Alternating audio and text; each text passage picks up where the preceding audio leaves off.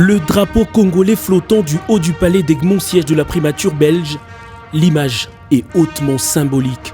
Bruxelles a déroulé ce mardi le tapis rouge pour accueillir le président de la République démocratique du Congo, Félix Antoine Tshisekedi Tshilombo. En première ligne des officiels, le Premier ministre belge Charles Michel, qui après une chaleureuse accolade, a conduit le chef de l'État congolais devant les troupes pour une parade d'honneur.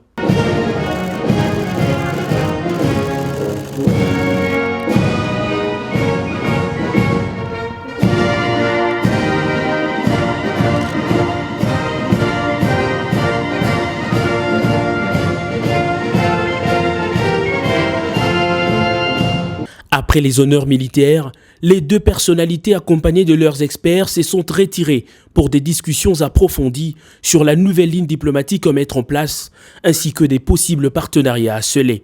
Séance de travail terminée, la ministre d'État aux Affaires étrangères de la RDC, Mme Thérèse Toumba-Nzeza, et le vice-premier ministre belge des Affaires étrangères, Didier Reynders, ont conjointement signé en présence du chef de l'État congolais et du Premier ministre belge une série de mémorandums d'entente.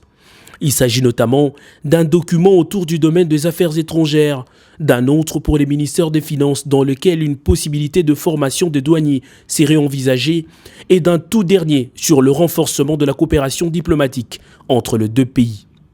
La plus grande solennité du jour s'est déroulée au Palais Royal de Bruxelles où le roi Philippe de Belgique a reçu le président de la République démocratique du Congo, Félix Antoine Tshisekedi Tshilombo, pour un échange en tête-à-tête.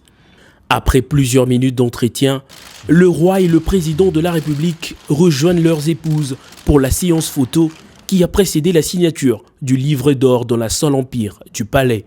Le couple royal a ensuite convié ses hôtes à un déjeuner offert en leur honneur au salon blanc du même palais.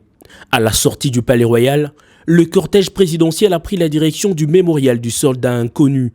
Sur place, le 5e président de la RDC s'est incliné devant ce symbole de la bravoure de militaires belges, aux côtés desquels ont évolué quelques anciens combattants congolais, liant ainsi l'histoire de la RDC à celle de la Belgique. Ce solennité organisée en l'honneur du président congolais traduit la volonté de la Belgique à renouer les liens diplomatiques avec son ancienne colonie, aujourd'hui plus que jamais État souverain, la République démocratique du Congo.